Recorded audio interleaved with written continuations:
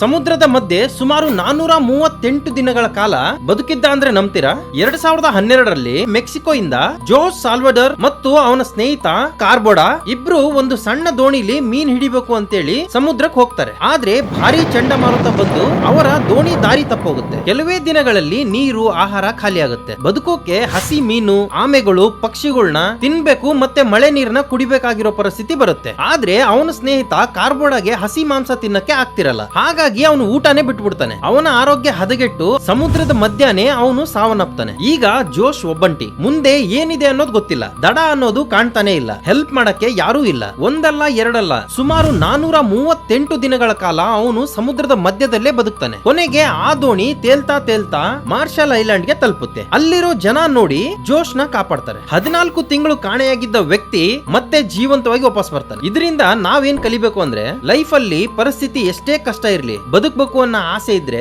ದೇವ್ರು ನಮಗ್ ದಾರಿ ತೋರಿಸ್ತಾನೆ.